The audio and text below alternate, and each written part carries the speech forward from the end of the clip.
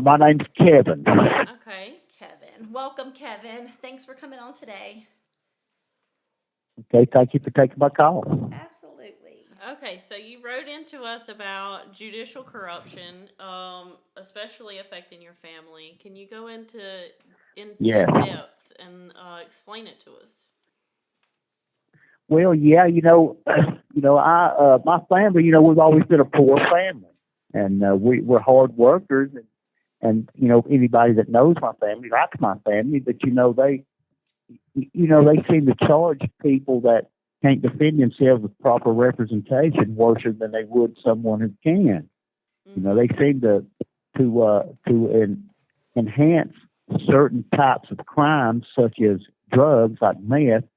Knowing it affects poor communities, and those poor communities, when they put those big enhancements on those types of charges, they it's an easy target. They take them to court, and they offer these plea bargains. They don't take these plea bargains. They take them to trials and give them all this terrible, terrible time. And my family is just a good example of that. I did get on drugs, and I hate that I got on drugs. Yeah. But the truth is, I did. But they have targeted my family now for a long time, and probably for about over 20 years. Oh, goodness. There was a lawyer, a very good lawyer, that told my mother before she died. He said, Miss Gunner, if you'll allow me to sue Haywood This call is from a North Carolina correctional facility. on behalf of your family, I'll put me and you both on each street. But of course, my mom was a big time Christian. She didn't believe in suing anybody, and she wouldn't. And it's just terrible.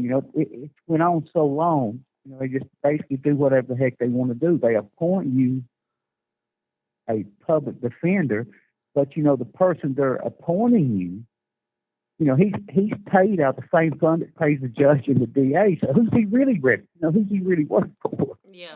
And I had a terrible one, and it goes on for on and on and on, and there's nobody to nobody to make him. No consequences for them. There's nobody they have to answer to. It just goes on and on and on. And when they get so comfortable with that, they just do whatever the heck they want to do to people. I'm talking about poor people that cannot defend themselves now. Yeah. If it's somebody that can hire a decent attorney, they don't want that. No. Heck, no. I'll give you a good example. Okay. I see it happen. I've seen it happen so many times. It happens every day now in North Carolina. These some people they'll take one felony, turn it into 4 or 5 charges. The DA approach these people and say, "I'll tell you what, you take this 3 or 5 year plea bargain, and it's done. If you don't take the plea bargain, I'm going to take you to trial, and you're getting 35 years."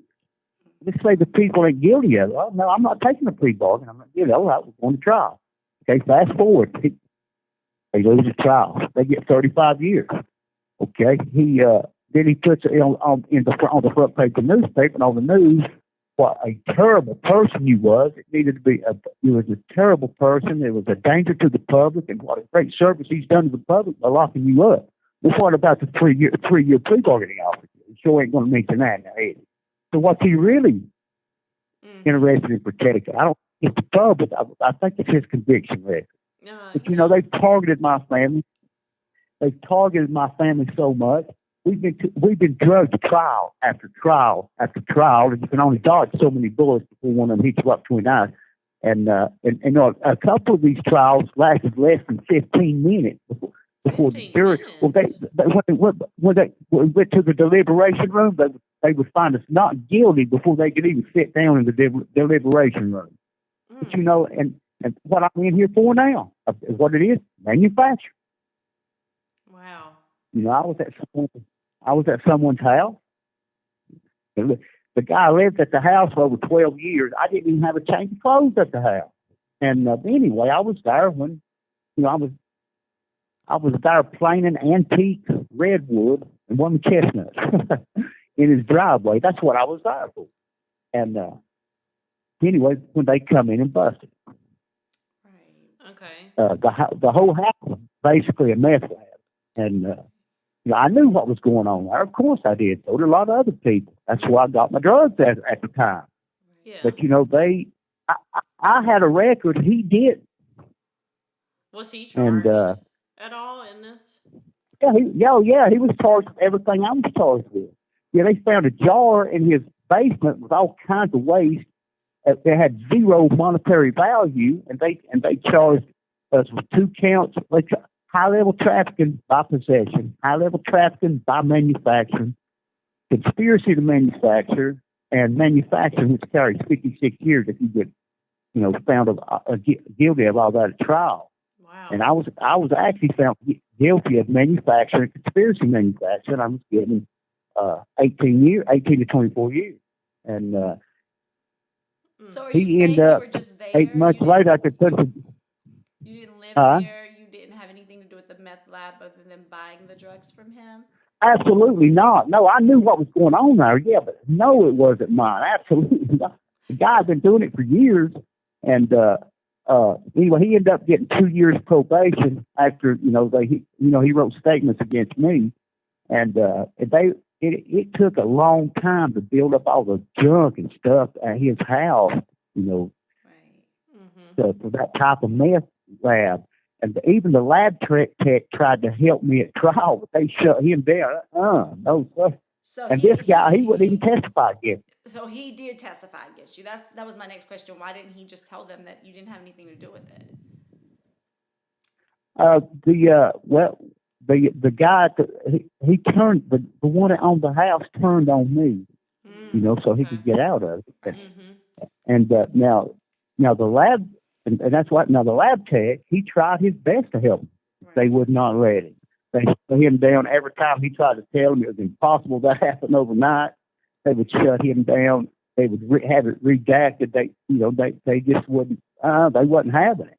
It was mine. And actually, the lab tech was a private citizen when he went to trial because he quit the FBI and he moved to New Zealand, and somehow he got back to New Zealand. That's that. But they had to subpoena him to get him there, and he did not like what was going on. He tried his best to help me, but they wouldn't let it. And the guy that owned the house, he pled the fifth and wouldn't testify, but it still didn't matter. They used the detectives to get his statements. This call is from a North Carolina correctional facility. They destroyed the evidence. That still didn't matter. I mean, anyway, when they want you, that's what they do to you. They don't care if it's you. If they want you, they ain't going to follow the evidence. They're going to twist the evidence and manipulate the evidence to lead to the road where they want it led to. And that's just the way it is. I think they need to be some kind of oversight committee, maybe, for these DAs. Somebody that's independent of the justice system, maybe that'll actually do something. But it's terrible. My family, the thing about it is the lives affected. My kids, my grandkids, and on and on and on. How long of a sentence did you get? Excuse me? How long of a sentence? Yeah. 18 to 24 years. Wow. And how much longer do you have left to do? I got about 5 years left, and I wasn't even a habitual felon. That's what I was going to ask. You said that you had a past. So is this the longest? Yeah, I had a past. The past I had was a precursor conviction, and it was I was a backseat passenger in a stolen car.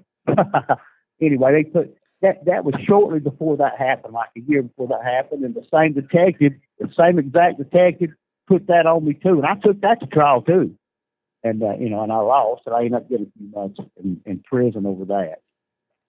And anyway, that was that, and I had some other minor charges, and that was my past. Okay, so you've had a long history in prison. Unfortunately, you've had a lot of experiences in prisons, different prisons across the state of North Carolina, correct? Yes. Can you expand on some of those experiences? Where you're at right now, you're at Mountain View Correctional, right? Yes. Okay, could you expand maybe on the conditions there? And were you there during Hurricane Helene? If so, give us an explanation of what you went through with Hurricane Helene. Okay. Okay. Well, I was not here during Hurricane Helene, and I was at Avery Mitchell Okay. when Hurricane Helene hit. And just to well, explain to our viewers, Avery Mitchell and Mountain View Correctional are very close to each other. There's like a parking lot between them, correct? yeah, Okay. yes. Avery Mitchell is right down the road from where I'm at now, which is Avery Mitchell. I mean, which is Mountain View Correctional. I'm sorry. And well, when Hurricane Helene hit, all the water went off and all the electricity went off. They had a backup generator. Now, and it stopped, all the toilets quit working and all of that. As days started going by, we was like, we need some drinking water. Well, for 2 days, we didn't get any water whatsoever. Then for 2 days, we got one cup, styrofoam cup, 8-ounce cup of water. And then for 2 more days, each day we got a couple bottled water. And finally, I think it was the 6th day, they shackled us all up and put us on buses. When I say when they ship you now, it's in full restraint. They handcuff your wrist and they put the ankle shackles on you. They run the chain back and forth. Anyway, the ones that was at about half of us at Avery Mitchell went to a Hornet after that. Okay. And we finally got there. None of us had a bath, had a shower in 6 days. Kind of hungry, thirsty. And we was put on a gym floor along with 144 other people. There was one shower in the gym, one shower for 144 people. And they want us each one to take a 2-minute shower. And then finally, about 6 or 8 hours. On the gym floor, what were y'all sleeping on the gym floor?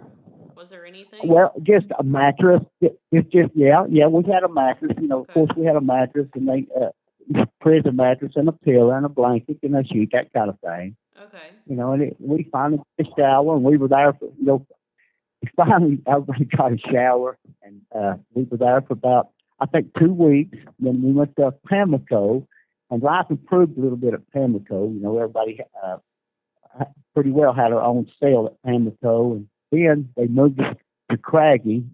It's pretty rough at Craggy. And I can tell you that these officers at Craggy, Mountain View, they were kind of the same officers. I guess it goes back and forth. They do not like having to drive or something's going on in their life that really makes them ill, because it shows on their faces. And it shows with their actions of how they treat other people. But anyway, we ended up going to Craggy. I was at Craggy about 6 weeks. And then we got to Mountain View, which we all got a single cell once we got here to Mountain View, and which was fine. That was all right. And finally, I thought, finally, things are going to get better. Procedures or to block future calls. Thank you for using Global Tel Link. Welcome back, Kevin. Welcome back. Hey, I'm welcome to be back. I tell you, I'm in my 13th year of being incarcerated. And being incarcerated, it's bad to begin with, Right. But anyway, this time since Hurricane Helene hit, and they have drugged us all around the state, it's the worst I've ever. Here, right now, where I'm at right now, is the worst I've ever seen.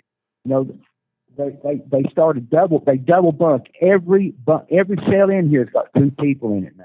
And I can tell you that they have created a terrible situation. There is all kinds of assaults happening. There's all kinds of extortion happening. There's all kinds of sexual assaults happening. And some of this stuff they know about. There's some of this stuff they know about, but a lot of that stuff they don't know about because they stuck these people in cells with predators and people that shouldn't be in cells with other people, And I feel sorry for the people like that. But that's what's happening. That's the reality of what's going on here right now. And I can tell you, there's notices right outside of every pod here. It says maximum capacity 43. Well, there's 105 in every single one of these pods. And when they say when it says maximum capacity 43, it means in the day room out here. There's 3 different floors, but everybody gets to come out all at one time. This call is from a North Carolina correctional facility. And I can tell you that these guards here, I can tell you a lot. I'm not saying every one of them. So but wait, there's some of them that's hold really on 1 second. Just to clarify, the day room capacity is 43, but there's over 100 out in the day room at one time that you know of. Yes. At several times a day, there'll be over 100. Actually, I'll tell you the exact number is 105. So they don't in the divvy day up, rooms. like 20 here and 20 there, let you guys out at different times. Yeah, they do. Yes, they do. They 1 floor, 2 floors, 3 floors. But there's 3 cow calls a day, and everybody comes out at one time then. And there's other times ever come out just earlier when they like the yard times when everybody comes out and everybody's packed in the day room out here. And, they'll be out here for sometimes it's a good hour, maybe a little under an hour before they actually go to the chow call and all of that. So for there being over 100 inmates in there, how many guards are there? Well, there's plenty of guards. I can tell you that right now because they're from Avery Mitchell and Mountain View. Oh, okay. So right now is There's Avery Mitchell not open? It's just Mountain View that's open? Excuse me, I didn't understand. So right now is Avery Mitchell Correctional Institution it doesn't contain any inmates at this time? No, it is not open. It is not open. And here I only thing I can figure what's going on here, they're going to maybe turn it into a SRG camp because I can tell you right now about 70% of the people that they have brought in here are gang members. They're SRG all the way.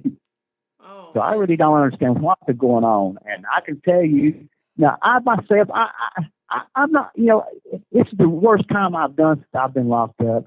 This stuff I'm telling you about, it really, just the environment and the situation affects me.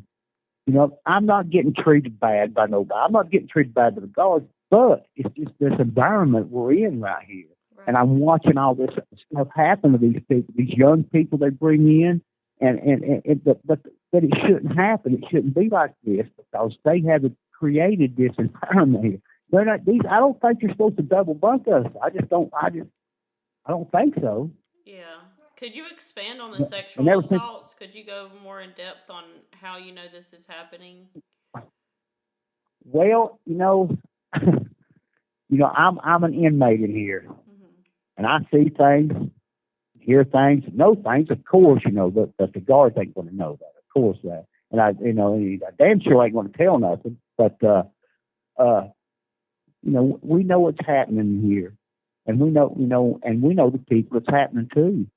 Because, when you're in here like I am, things like that. You're connected. I've been in here a long time, and I'm connected to other people that's been in here that long, and we discuss it, and we talk about it all the time. But there's nothing we can really do about it. We don't like it. Absolutely not. We feel sorry for these people, but there's nothing we can do about it. But we see that some of the guards turn a blind eye to it. They do. They don't want to deal with it. They're not used to dealing with it. This place, I don't know if this place has ever been double bunked or not. I'm not sure about that. You'd have to look. Maybe you can look that up somehow, and maybe you would know. But I don't know. I don't think, to my knowledge, I don't think it has or it happened in a long, long time. I'll tell you that much. So if someone and those assaults definitely are going on. Sexual assault. What happens if they report it to the guards? Can they then get moved? Or? Well, I can listen. They can't. Right now, they're in a situation where they can't. They'd probably get hurt, not by the guards. They would probably get hurt by the people that's doing it to them. You see what I'm saying? Oh in other places like that, when that Prius stuff starts, you say they're not 2 people in a cell. It might happen to people, and it might be 10 cells down. It might be somewhere else on the camp. See, here they've stuck some of these people in the same cell together, but they can't get away from them, and they're scared. They're afraid. They're not going to report it because they're afraid something bad's going to happen to them.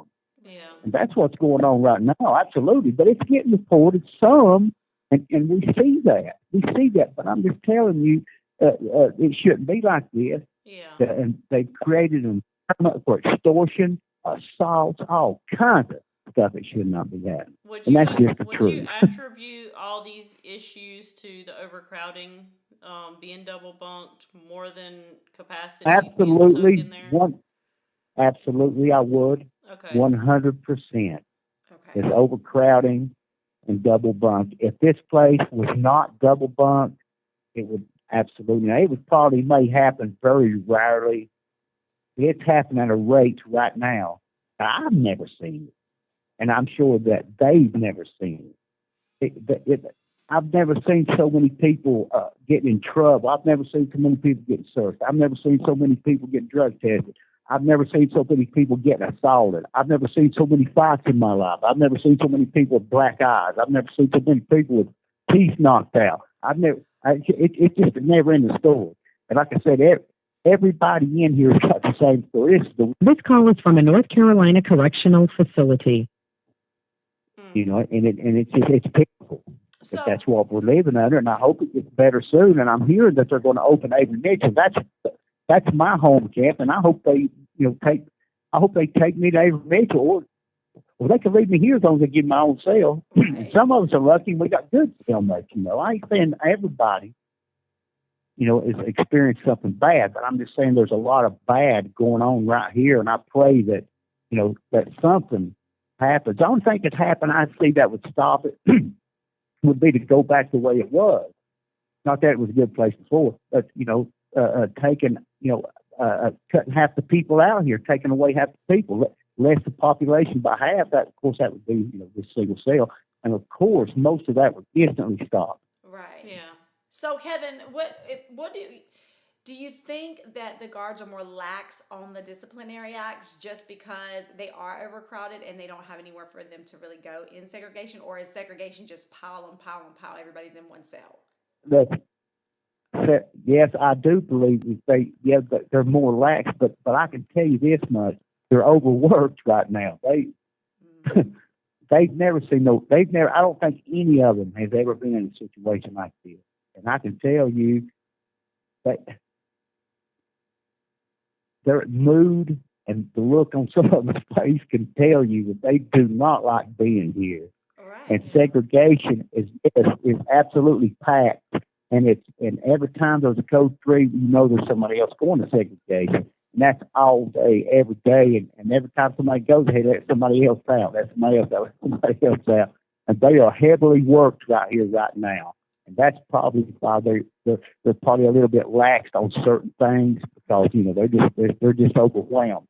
Plenty of officers here, but they're overwhelmed. What about They got the assaults on the officers from officers? Avery Mitchell. Excuse me. Are you running into that a lot? Do you hear about that, like the officers being assaulted?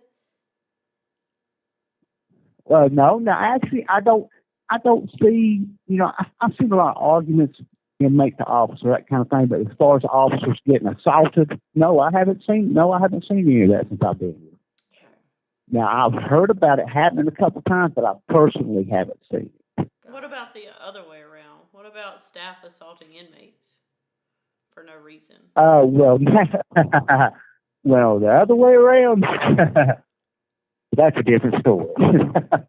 Give us an example. Tell us some of the things that you've seen. I've seen that more times I could count on both my hands. Now, you can't say anything about it. I really shouldn't be saying anything about it now, but you know what? Oh, well, that's just the way it is. These officers assault the hell.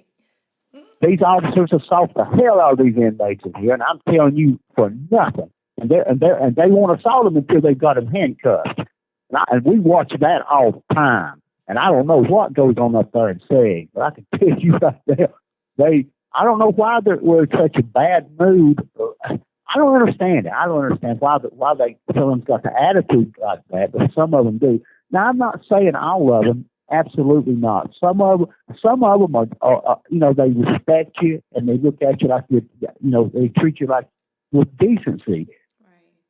But some of them don't, and they know who they are. And I Okay. wouldn't dare say any names, Right. Yeah. but the assaults against the inmates, oh my God, it's Give me, like we're I said, almost I've through been this. locked Give at us an 13. example. Like, are these just minor things that have turned into big things, or is it just, the guards are tired, the Oh inmate is no, irritated? yeah, it's okay, I'll give you a good example. I'll give you some examples. Okay, what the hell are you looking at? What are you looking at me for? Is that you? And they say, hey, what are you talking about? Are you getting small with me? Hey, put your hands behind your back. And they handcuff them, they slam them against the floor out here. I mean, slam them against the floor, and their face shows where they've been slammed against the floor. And that's just, and that happened within 30 minutes after I got here. Oh my goodness. And it's stuff like little things like if somebody makes a little smart ass comment, my gosh, you better not make a smart ass comment because they know exactly where the cameras are here, and they're coming in on you, and you're going to be sorry that you said anything to them. As far as justification of what they've done, I have seen at no point, no assault that I've seen from them on the inmate have I seen where I could say it was justified that I personally seen. And it's like that all over this camp. And like I said, I've been locked up 13 years. I've been to a bunch of different prisons, and I've never seen it. I have never seen a place like this. Wow. I've been hearing about this place, and now I've experienced it. Now, myself, no, I haven't been assaulted. What about grievances? Are the inmates scared to file a grievance, or are they allowed to? And they're Well, look, of course, I see people writing grievances all the time, but I think those grievances wind up in the trash can. I'll be honest with you. Yeah. I'm sure some of them do. And then some of the people that's filing grievances, that puts a target on their back. And I'd say some of those assaults probably come from those. But you know what? If I wanted to follow the remedy process, I would file a grievance and I would make sure it went through. For customers, thank you for using Global Tel Link. Hey, Kevin. Welcome back, where was I at? Kevin. So, wait, before you continue, April had a few questions. We want to go back just for a minute to clarify a few things. Let's go back to the hurricane real quick. Okay, so during Hurricane Helene, can you explain to us, did that prison flood? You were at Avery Mitchell. Did Avery Mitchell flood at all during the hurricane? No, it did not. Okay. What about food? Now, what were you given as food? And how often? Say that again. After the hurricane, while you're there waiting to be transferred, what, as far as food, were you given for meals, and how often?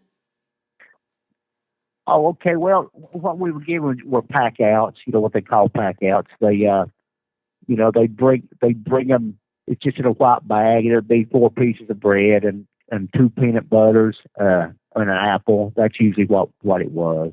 Okay. Just pack out meals because they didn't have water on it in the kitchen to be able to properly cook meals. That's what that was. The pack outs wasn't too bad. Yeah.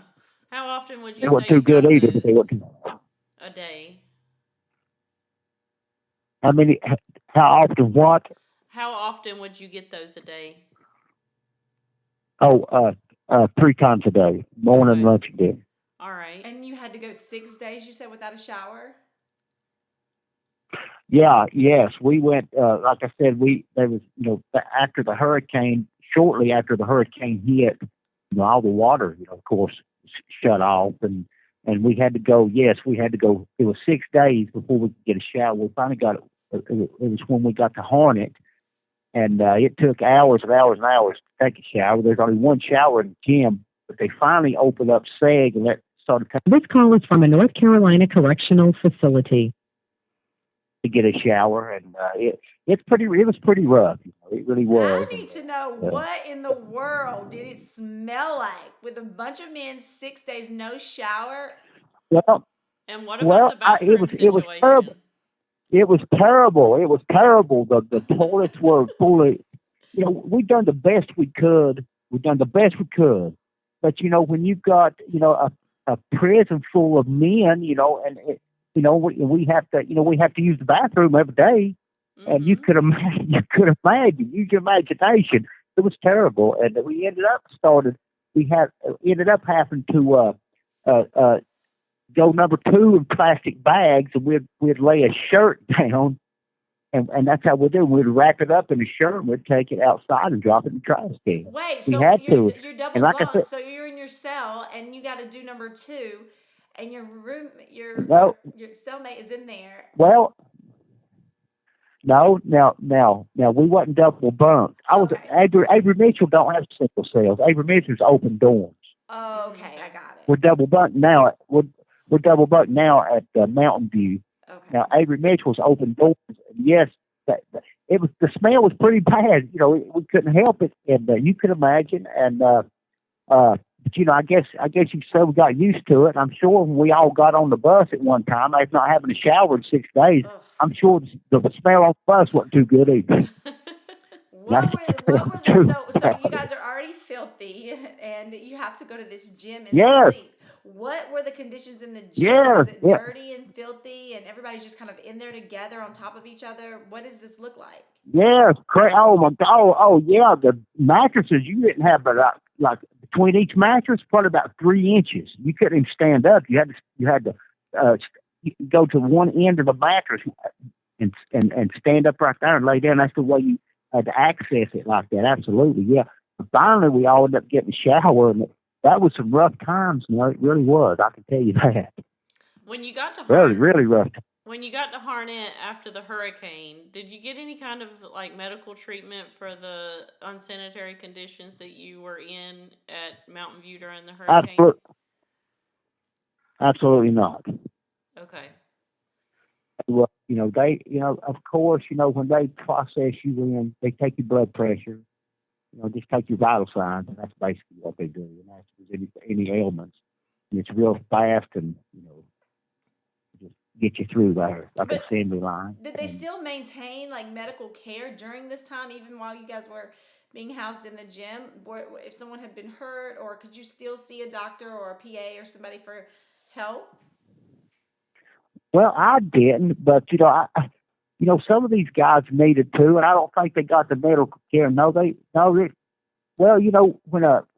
that many people show up at a prison, that's not used to having them, there's lots of things that they're deprived of, and and not to mention that all these prisons that they move this around to. I can tell you right now, I don't think they, the guards wasn't none too happy to have us there, and let's just tell the truth about it. They would tell us, I don't mean that some of them would tell us, not really in a mean kind of way, but a couple of them would let us know how the rest of them felt, and it wasn't good. Right. Yeah. And it was just a bad situation all the way around. No, we didn't get the medical care was terrible, and the medical care is terrible in prison anyway. I'll be honest with you. Right. And they want you to pay for it. It's just $5 to go see the nurse, but that's $5. $5 and here's $5. That could go a long way to go happen these days. If you're working, how long does it take you to make $5? It depends on what job you have, and it's usually you get either 40 cents a day, which is $2.80 a week, or you get 70 cents a day, which would be $4.90, or you get $1 a day, which would be $7. So, and that's what so for a lot of people, they're not even making $5 in a week. Right, and if you if you have to go see medical, and they put of course they're going to charge you $5, and if you make say $4.90 a week, they'll take $2.90 of that a week until it's paid for, and they'll leave you $2 on your account. Kevin, really quick, I have to ask this because I'm trying to make sense of it in my mind. I'm imagining like this small gym, and everybody's just kind of thrown in there. How do you maintain order? What does it look like? What does it sound like? How do people sleep? Is the tension high because everybody stinks and they're irritated and everybody's loud? It's like being it's a form of hell. That's what it is. Anyway, just imagine a gym that's probably maximum capacity is probably, I'm going to guess we're going to call it 60. Okay, that's somebody, people in there playing, maybe they're playing a basketball game, there's some spectators in there. Imagine about 150 or 60 people in there, and all the stuff that comes with them. They got to have some clothes. They all got to have a mattress, a cover, some sheets. It's all laid out on the floor, and you can't. If you stand up, you have to steady dodge somebody. If you go to the bathroom, there's a long line. It was hectic. This call is from a North Carolina correctional facility. Very hard to sleep. It's just a very uncomfortable situation that I do not wish for nobody. Okay, so now talk us through the intake process at Mountain View Correctional. Can you explain that to us and what that looked like? Yeah, you get here, you're shackled, and they bring you off the bus. They had you pack out, and you definitely glad to be here once you get here because it takes long to get, and just to be anywhere. But they'll take the shackles off of you. They'll take the handcuffs off of you. They take you in a room. They strip search you. They strip search you really good here. They do it all the time. Then they process all your stuff in. Anything they think you shouldn't have, they throw in the garbage, such as stuff you bought at the last camp, and they go see the nurse. They take your blood pressure. They'll take your vital signs. Why can't you not have things that you bought at another camp? Well, it's weird. I mean, some things like big fingernail clippers or some type of chapstick, they don't allow it here, so they throw it in the garbage can. And I said, hold on, I just thought that at so-and-so. They said, well, we don't care.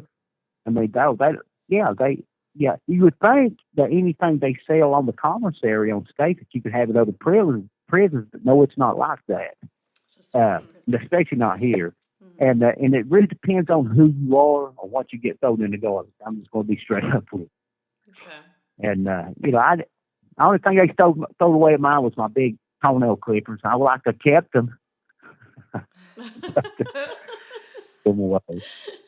See, and it's little things like that, though. Like, we may not think that's a big deal, some toenail clippers, but to the person that spent the last that they had to buy those toenail clippers, and it was theirs. And I mean, when you don't have much and you've spent your last to buy these few items, and then it's just blatant disrespect to toss them in the trash, like, oh, well, you can't have this. Yes. Yes. It definitely is a flat out disrespect thing.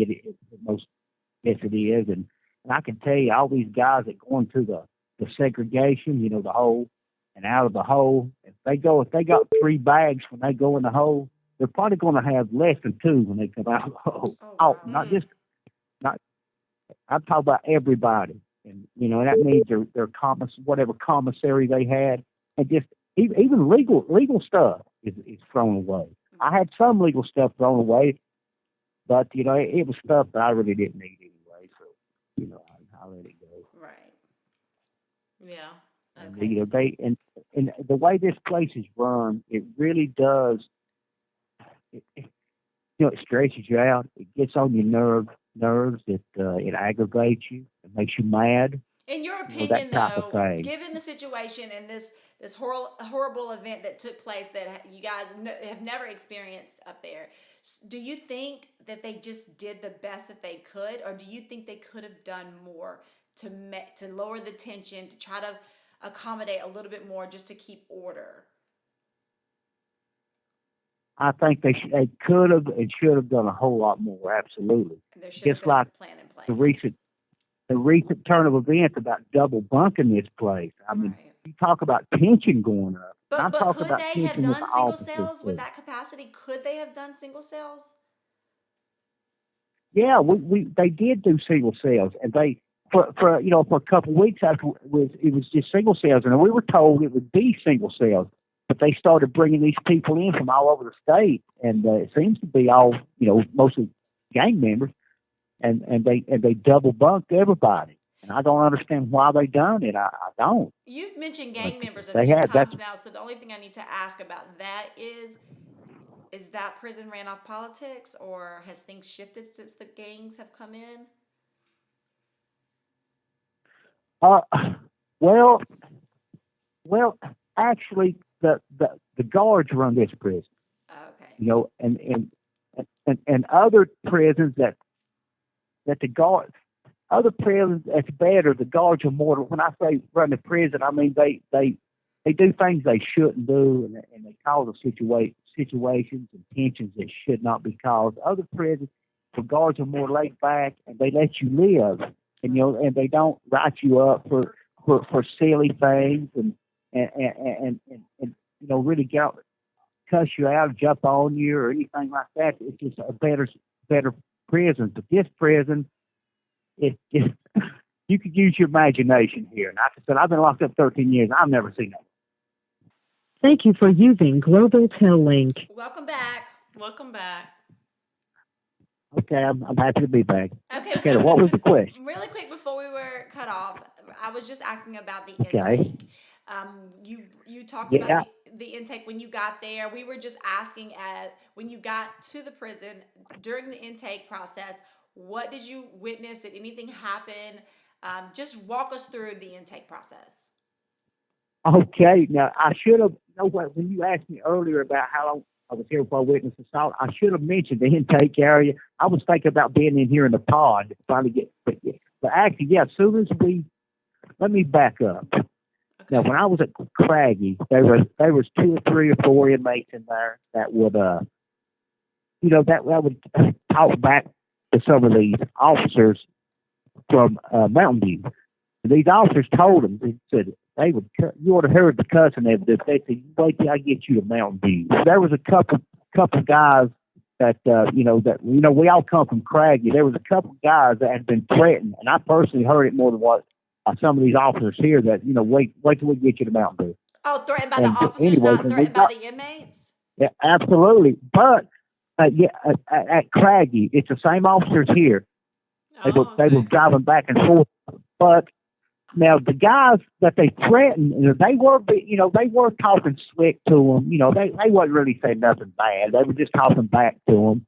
They threatened them, said, you know, wait till we get you to Mountain View, blah blah. And anyway, when we got here, those 2 particular people, they come and got them and took them to SEG. I didn't see what happened, but I heard from them later that they roughed them up back there.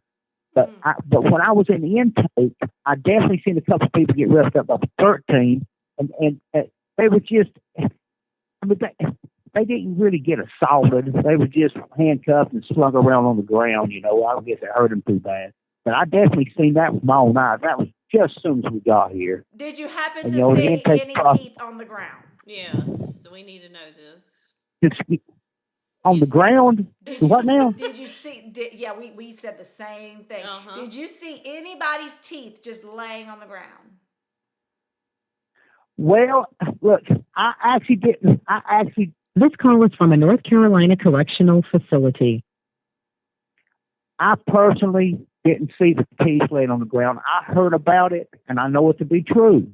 I heard the same thing. Okay. But I didn't see them, but I did see some blood. I didn't see the person the blood come out of, but I seen the blood, but I didn't see the teeth. If I said I did, I'd be lying.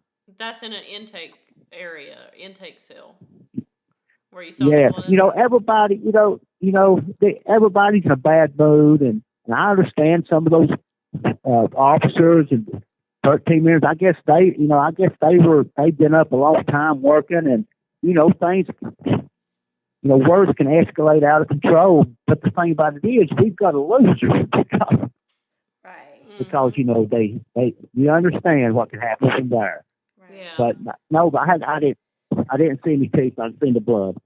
So, and that's what it's supposed to come from. I guess that was already cleaned up, but I heard about it. At least you don't have that much longer to tolerate this. Right, that's true. And Well, I have to thank ask this you. question, and you don't have to answer it. Are you clean now, completely? Absolutely, yes, 100%. So when That's you leave great. prison, you are never looking back. That is awesome.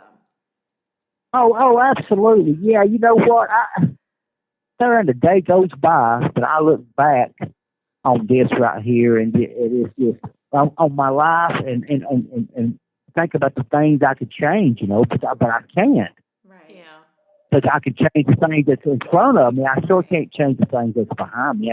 I wish I could. Right. I know I'm mad. I'm mad at the justice system. Yeah, I was done wrong. I was done about as wrong as anybody. But my story's not alone. I'm not isolated. It's happening all over North Carolina. This structured sentencing is absolutely terrible. And I think what before this, it was 1994. I think it was a Fire Sentencing Act. I think it was a whole lot better than this.